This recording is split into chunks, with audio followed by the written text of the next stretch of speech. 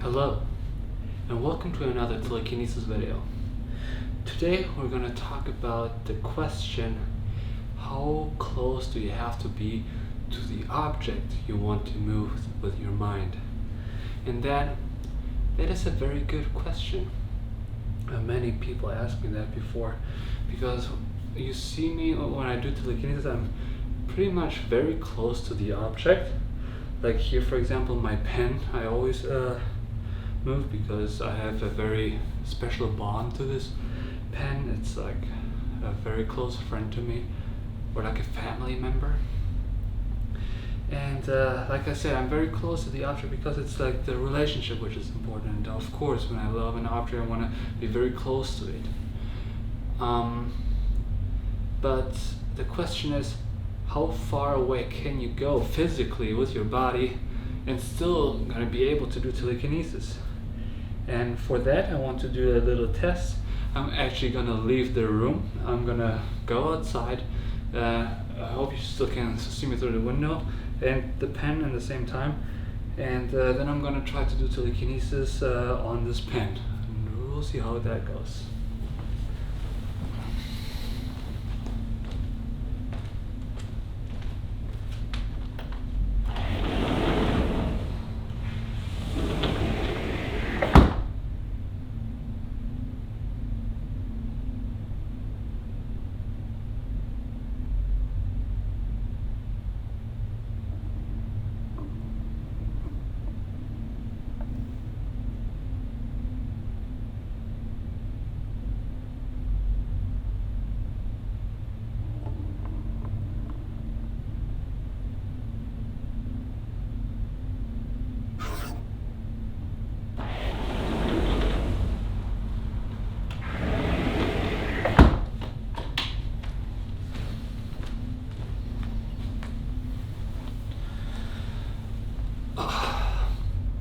It was harder than I thought. You saw me struggling in the beginning, and so let me explain to you how you can do that yourself. So of course you have to do all the basics of telekinesis. Remember the 5 steps of telekinesis. Do your homework, be clean and be healthy and be kind and be grateful. And this is just the base. And then to actually practice telekinesis, you have to do the breathing technique. I talked a lot about that. It's like inhale 100% through your nose and exhale 50% through your mouth. And you're just going to keep doing that, and that way you get enough oxygen in your brain to actually be able to do telekinesis. And yeah, and you're just going to keep doing that until your mind gets into a very calm state.